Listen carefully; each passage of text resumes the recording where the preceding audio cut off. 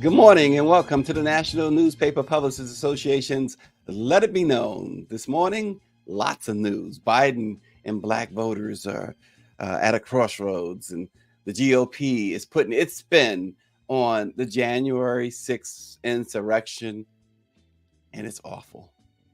A federal appeals court on Monday also ruled against a key tool used to enforce the Voting Rights Act, possibly setting up another Supreme Court showdown over one of the nation's landmark civil rights laws.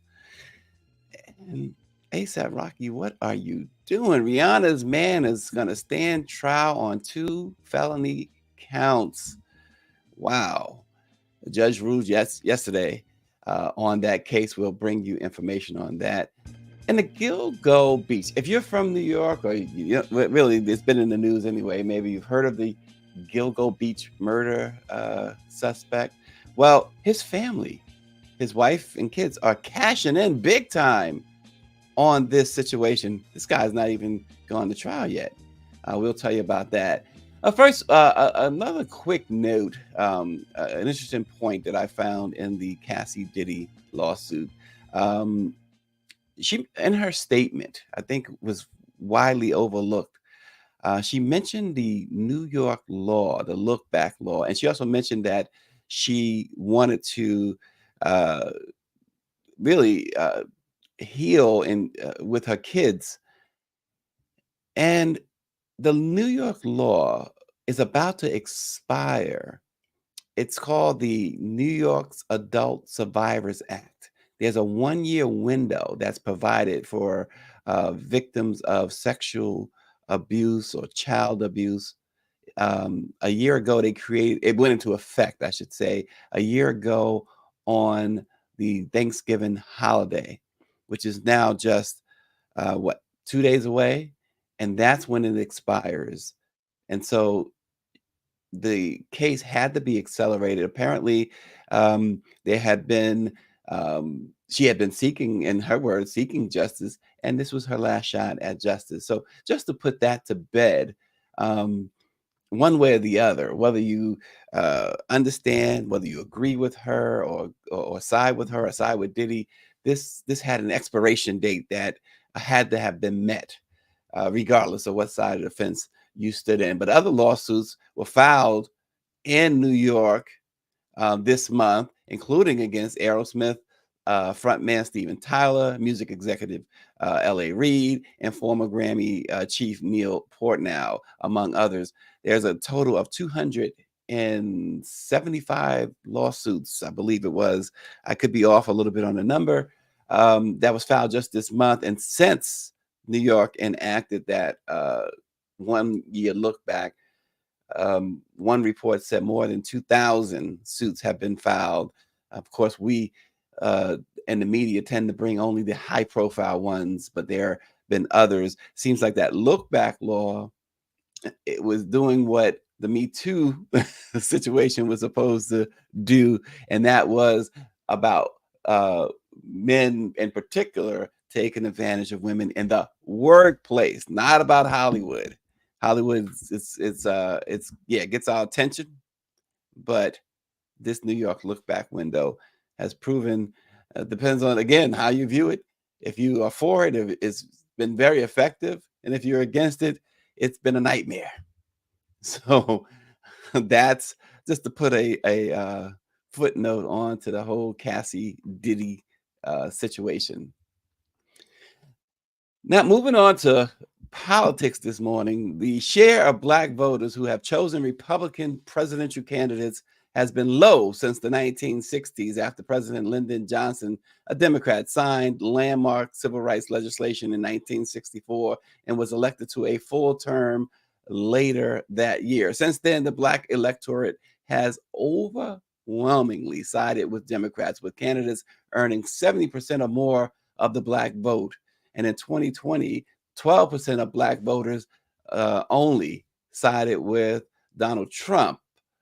87% chose Biden, but more than 94% of black women chose Biden in the 2020 election. The win was so crucial to the Democrats that the party moved up the primary election for South Carolina which is a nod to the Black voters in the state who helped secure Biden's nomination in 2020. Now, many are weighing in on what Biden must do to reassert himself within the Black community. His job approval rating is at a near all-time low among registered voters. 40% approve of his job performance, 57% disapprove.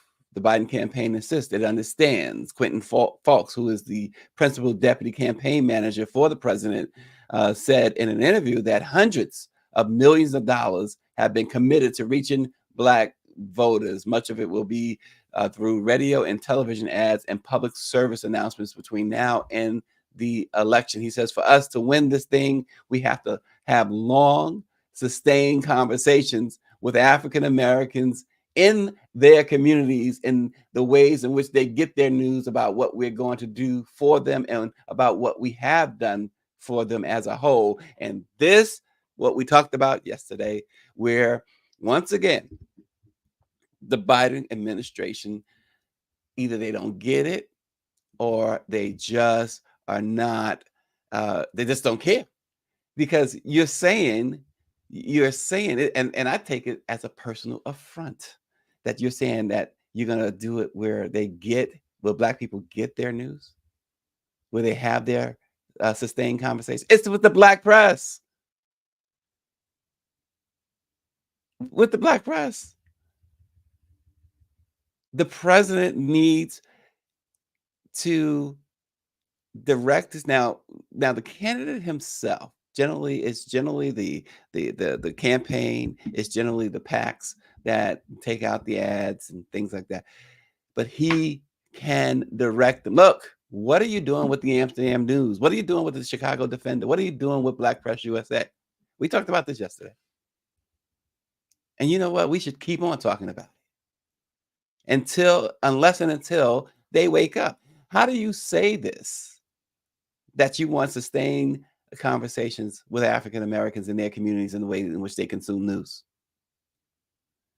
Whatever research you're doing and going to Black focused platforms, not Black owned platforms, that's once again where you are making a grave mistake.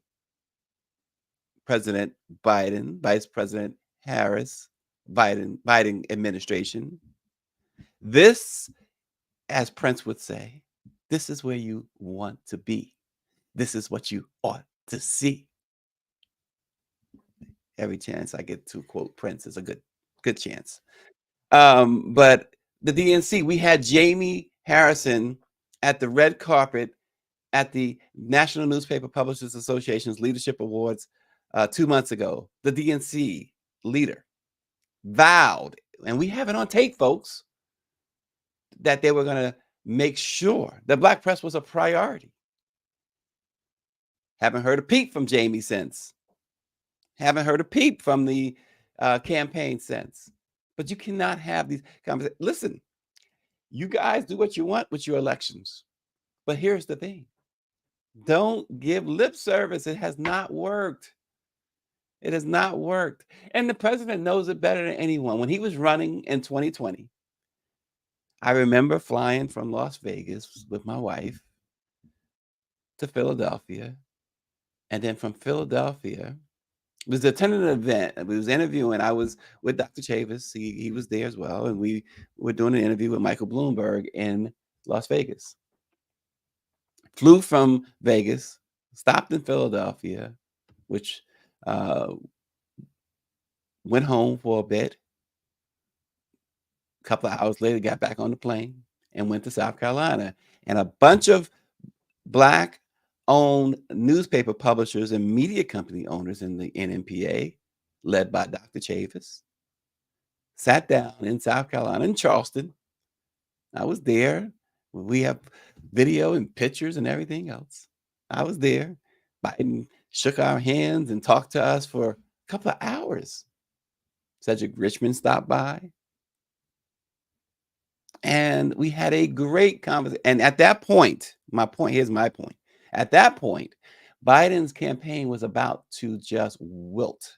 They were about to fold up the tent. They were losing big time. He meets with the black press, big interview with the black press, ran it on a live stream. Lots of people watched. A couple of hours later, he got the endorsement from the kingmaker, Jim Clyburn. He never looked back. His campaign was resuscitated, got him all the way to the White House. Understanding, Clyburn said to him, "You must promise and keep this promise that you were going to put a black woman on the Supreme Court." It was in a speech. He literally coerced or forced Biden to say that in a speech, and Biden, of course, he did, to his credit, back it up by appointing Ketanji Brown Jackson. He appointed he held this contest or whatever you want to call it for a black woman vice president, and we saw some of the best African American women in politics be interviewed for that position, vice president, and Kamala Harris emerged as, in the campaign's eyes, the best and the brightest of them. Of course, then a lot of black folks feel like they've since sidelined the vice president, which doesn't sit well, particularly with his strongest constituents, black women. You know, I cover politics, right? And so I don't get involved, but I cover it. And the thing is, even I, who's not a politician, who don't even care much about that stuff, understand how they have totally dropped the balls, messed things up, even as they have done, as we've said many times on this program, they've done more for black folks and the black community, this administration, than just about probably any other president ever. And that includes the only black president we've had, Barack Obama. But this idea of them, and I've seen the ads in black targeted media. I've seen the ads in mainstream media. But the last time I looked at Black Press USA, the last time I looked at the Washington Informant site, the last time I looked at the Defender site, the last time I looked at the Amsterdam News or the Afro or New Pittsburgh Courier or the Michigan Chronicle site, I did not see an ad from the Democrats. Did not see an ad from the Biden administration, from the Biden campaign, I should say. They can spin it however they want to spin it. When you have 230 African American owned newspapers and media companies together, you can't say that it doesn't have the reach. It doesn't have the what. Yeah, not only does it have the reach, but they've been calling us, and rightfully so, for almost 200 years now, 196 years, so almost 197 in February, the trusted voice, quote unquote, of the black community. That has not changed. So Austin Cooper writes in, only black simpletons would think Trump will better represent their interest in Biden. The White House and DNC had better invest money in the black press. And the problem is you have simpletons. The problem is you have individuals who look at Trump. We've heard it, whether, it sounds ignorant, but we've heard it. We got the stimmies, the $1,200 stimmy from Trump. His name was, and who was it that I just saw really in a really serious way break that down. Gosh, I can't remember who it was. Getting old, Power 96. But that individual, who I'm trying to think of, it was a black celebrity. I don't know if it was a hip hop guy or someone. Well, broke it down that how it sounds so absurd to say, oh, we got the stimmy or whatever. But he said, but this is what you have to understand. That's all they see. When does the administration come into the community? Well, Trump didn't necessarily come into the community as this individual was saying. I wish I could remember um, him, but he said his name was on those checks. Y'all remember? He signed those checks. They were giving food deliveries with his name on it too. He made sure to have his name on those things, signed them. And for those, as Austin called them, simpletons, that's all they remember. Y'all heard that sexy red? Oh, we got the $1,200. Trump gave us the 1,200. Biden could say we gave you the Inflation Reduction Act, which is huge. We've invested almost $7 billion in HBCUs. That's huge. Then, but the thing is, it doesn't resonate with a certain faction. Austin said it was a $1,200 ticket back to the plantation. One way ticket, he said. Well, those who can reason like an Austin Cooper understand that. Just like in the media, journalism now, which is unfortunate, we're told we have to write at like a sixth grade level for everybody to understand. That's insulting almost, but it's unfortunately factual. So you have to really explain and explain in a way that they get it.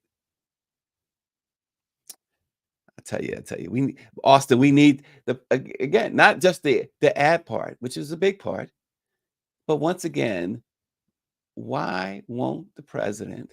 I mean, he doesn't do a lot of sit down interviews, granted. Why don't he sit down again with the black? It worked the first time. Think about it, the Biden administration. I know one person from the administration is watching. Think about it. When that campaign was about to fold in February of 2020, what did he do? He sat down with the black press, the black press of America, the National Newspaper Publishers Association, the president and CEO, Dr. Chavis. You had Karen Carter Richards, who was the chair at the time there. Bobby Henry, who's now the chair, was there at the time. Jackie Hampton, Mississippi Link was there. Denise Rolock Barnes of the Washington Forum was there.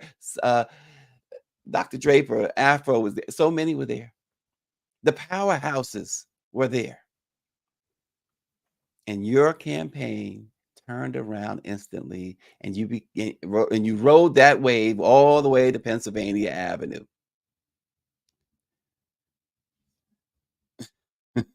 Power 96, I've always said Republicans do not want the majority of black votes. They want just enough to say we ain't racist.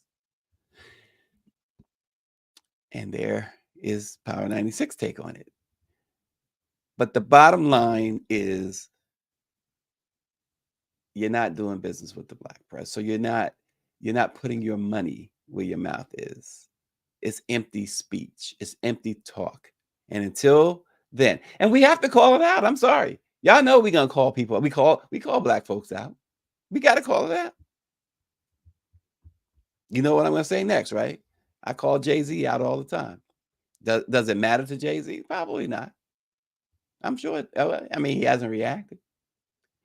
So funny because I got a thing from his publicist the other day about not about him, but about some other artists, and it'll keep going into the trash bin until and unless this guy um, gives us the same play he gives mainstream.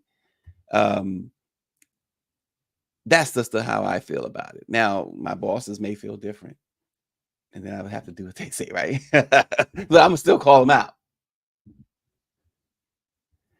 All right.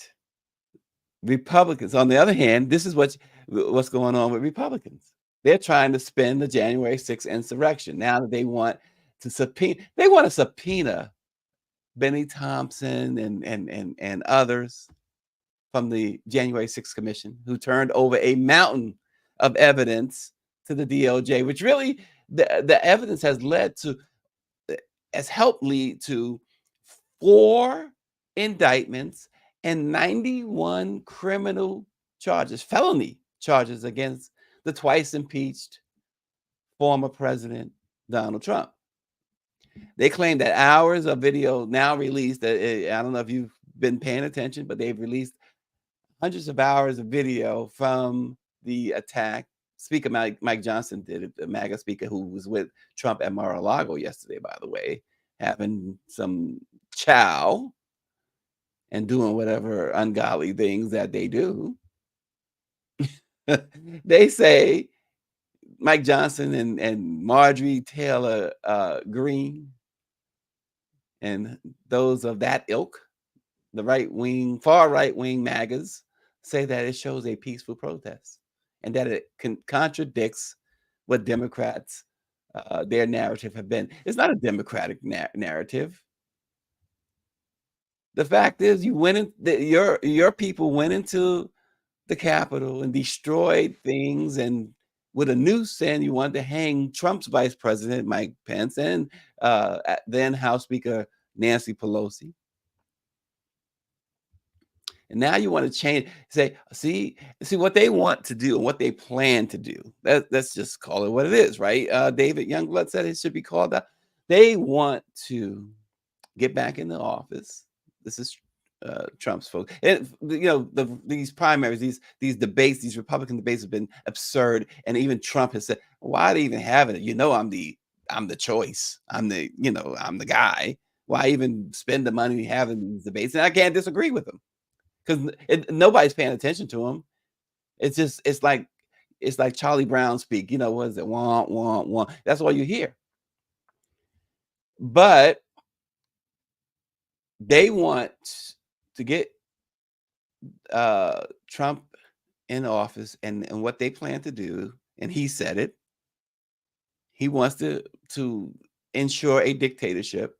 He wants to ensure that people know their places. He wants to shoot people in the street.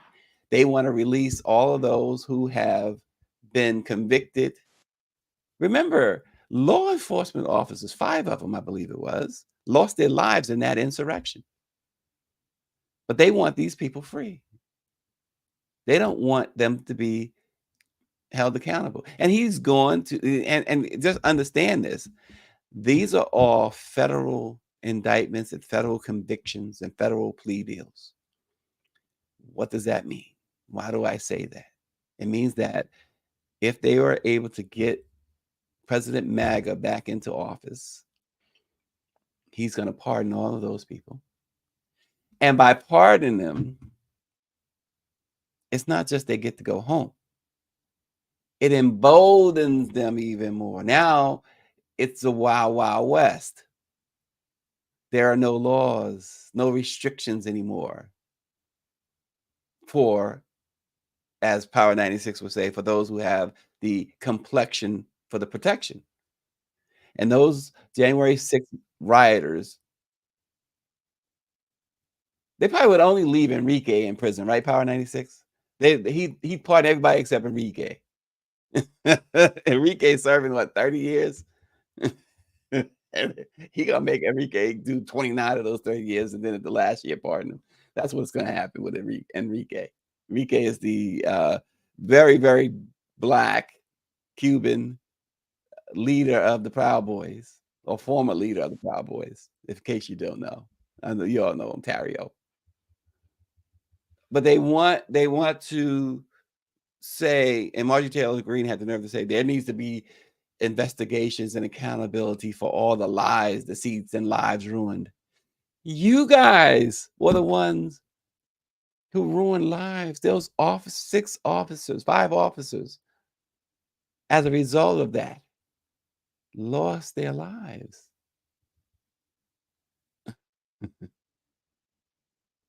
And David says the debates, those Republican debates, are for vice president. What they don't know is that none of them will be chosen because they are politicians. He's looking for a committed fascist. He's already said that he's considering Tucker Carlson for vice president. And these are the same people. Democracy. We can't let democracy die. And so Austin says if Trump loses next November, they will be at a minimum another insurrection. Well, here's the problem, and we're going to talk about this because here's the problem with that. They have set it up. They're setting it up. All of those judges that he picked, and then of course the Supreme Court now so politicized. They are setting it up so that even if he falls short in the vote total, you got Mike Johnson now in the position and he was the one who wanted to change the vote last time. He wanted to overturn the election last night. He's in a position to do so. Who's going to who's going to step up and try and stop them this time, based on everything you've seen now, right? And then they're enacting all these laws, which takes us to our next point. The Federal Appeals Court on Monday ruled against a key tool used to enforce what? The Voting Rights Act, possibly setting up another Supreme Court showdown. And we know how that all went, right? In a ruling that springs from an Arkansas redistricting case, the 8th U.S. Circuit Court of Appeals ruled that private entities cannot bring lawsuits under a provision of the law known as Section 2. It was a 2-1 decision. The judges said the text and structure of the voting rights statute shows that Congress did not give private plaintiffs the authority to sue. The appellate panel affirmed a 2022 ruling by a Trump-appointed federal judge in Arkansas that held only the U.S. Justice Department can bring Section 2 lawsuits. So that ruling, it runs counter to decades of legal practice. The vast majority of cases brought under the Voting Rights Act, which prohibits election rules that have the intent or effect of discriminating on the basis of race, are brought by private plaintiffs, with the Justice Department facing strained resources, we know, and other considerations that limit the number of such cases it files, just a few each year. So the case at hand, it centers on a challenge that originally brought by the Arkansas chapter of the NAACP and the Arkansas Public Policy Panel. They challenged the state map. Again, we talk about next November. Well, by the time you get there, it won't even matter, right? Because all the maps have been gerrymandered. All of the voting laws have been assaulted. And then you got MAGA Mike in charge of the House. And so this also comes, right, on the heels of the high-profile Alabama case in which the U.S. Supreme Court reaffirmed the use of Section 2 of the Voting Rights Act in ordering that state to redraw its congressional map to guarantee more political power for Black voters. Well, the Supreme Court, even though they sided with the people of Alabama said, "We're not listening to you, Supreme Court." And they have ignored. How do you get away with ignoring the Supreme Court's decision? So when they did Roe v. Wade, what can people just ignore that? When they did what was that, affirmative action, can you just ignore that? Well, Alabama says yes. And so far, to date, heck, they just had an election which they went through same old maps. There's a car commercial going on right now. Are they paying us for that ad?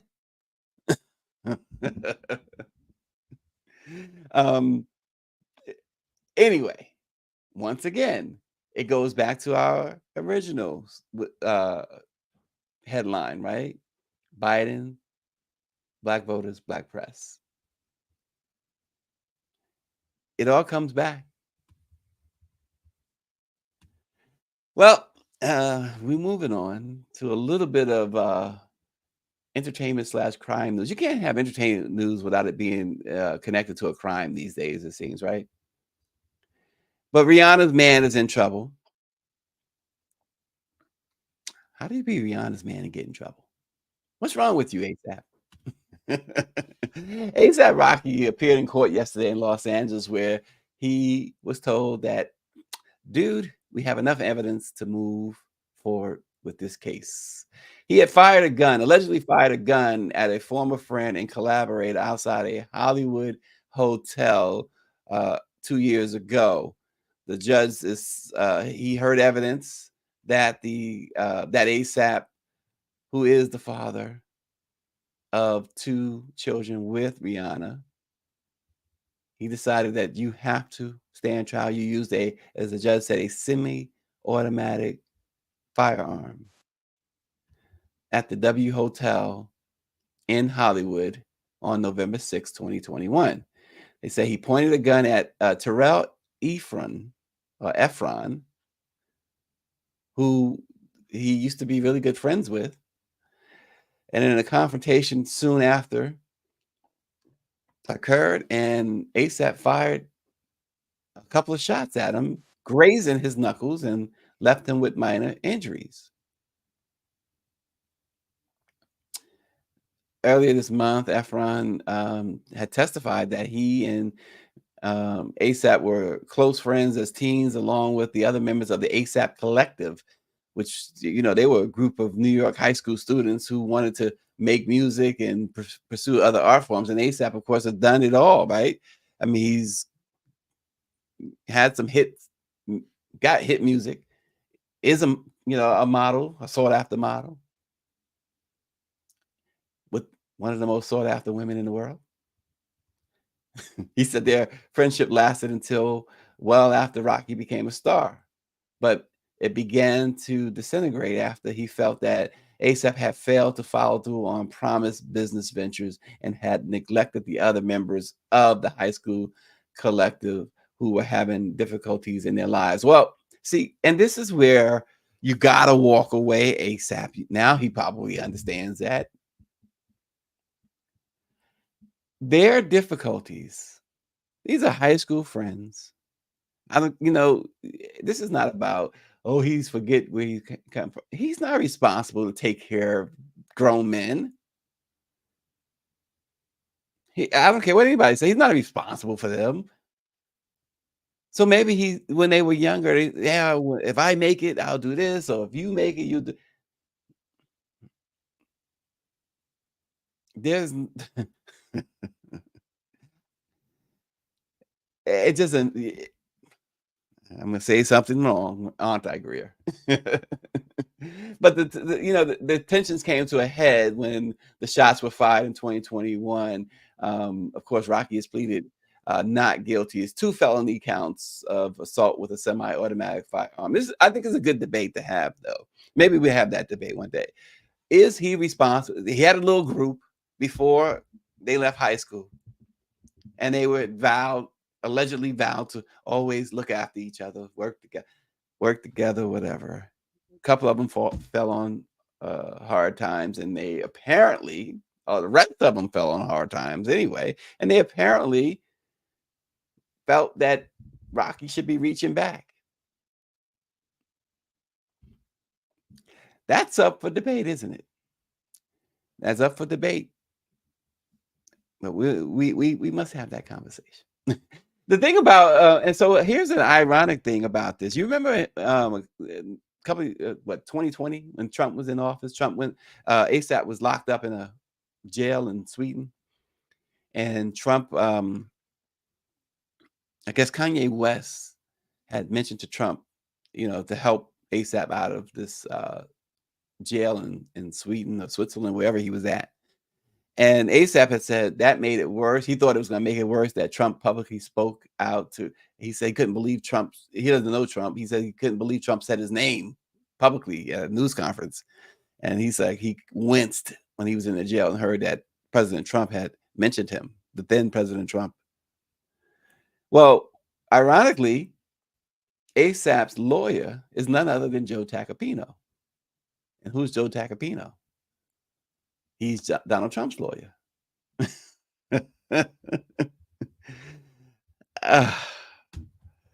It's 6 degrees of separation, isn't it? And speaking of debates, here's something that is interesting to me, Austin Cooper. Um, so earlier this year, this past summer, New York police descended upon this seemingly innocent businessman in Manhattan.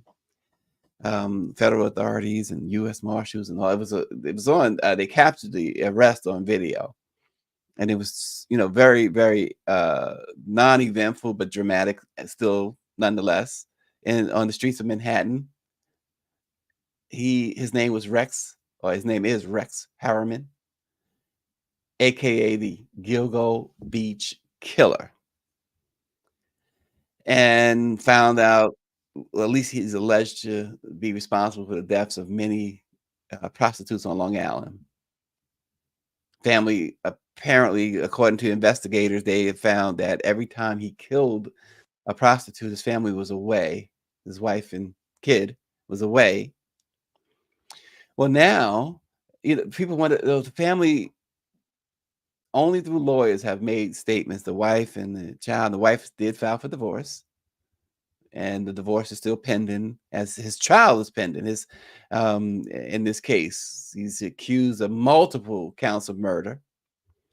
And they have not spoken to the media. Media surrounded their little home out on Long Island constantly. Police tape remnants of police activity still, because the police raided the home. Well, here's why they haven't talked. They have a deal, a seven-figure deal for a documentary in which they will only talk to NBC Peacock for the documentary. The documentary follows the family throughout the suspected killer's trial. It will follow them throughout the trial. And the lawyers for these women, for the family, I should say, are each getting $400,000 apiece for this documentary.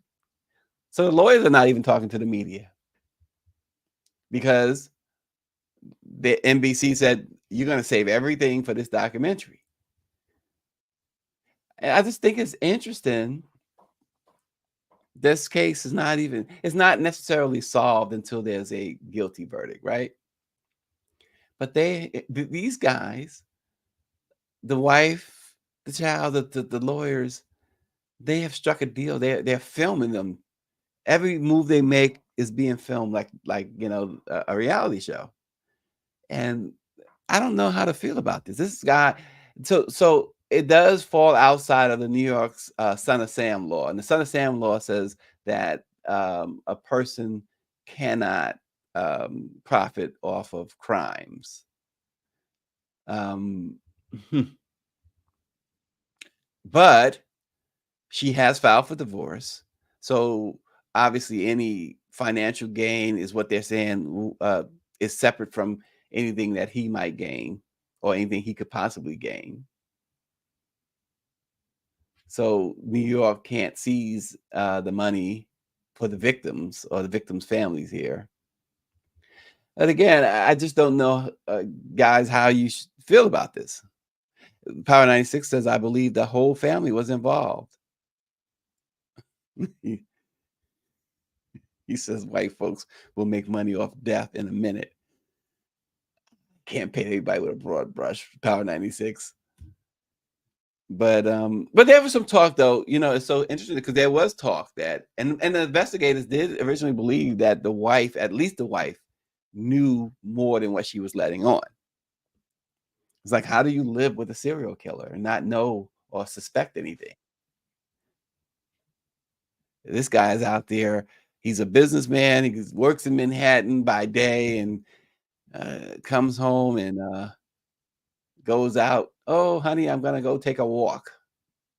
And every time he took that walk, he came back with blood on his hands. And, they say she didn't know. So, and this is not the first time, though, that a family of a suspected serial killer is going to be profiting. The family of the University of Idaho murderer, Brian Koberger, also have been asked to do a documentary. Well, reports are that they so far have declined several offers. Maybe they're just waiting for the right offer, or maybe they just are not interested. seems like it would be kind of difficult. I just don't know. I just couldn't, um, just couldn't. I can't see it, put it that way. I just can't see it.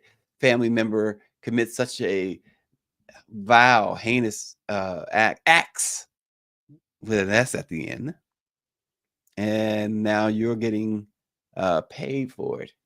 It's almost, I know it's not what they're doing, but it's almost like you've endorsed what he's done. You taking the cash and saying, "Look, they dead, so what?" I don't know. But that is up for debate. Whew. As we said, lots of news today. Be careful in your travels for those who are traveling. The AAA says that it's going to be the third most traveled holiday in history this Thanksgiving holiday weekend. So be careful in your travels. Some bad weather is also bad weather, meaning rain is scheduled, or is predicted, I should say, throughout most of the country, really, even in the West Coast.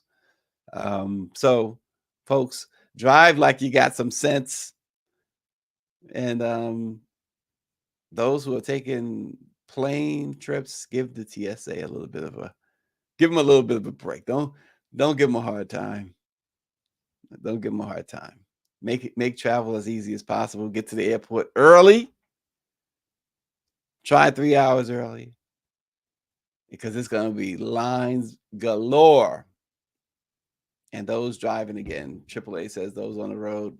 I mean, look, get your gas early. It's gonna be looking like, according to AAA, looking like what it looked like in New York during the gas shortage back in the 70s. The lines are gonna be long. So bring your patience with you more than anything else. If you don't bring anything else with you, bring patience and be kind to one another. And we will see you again tomorrow.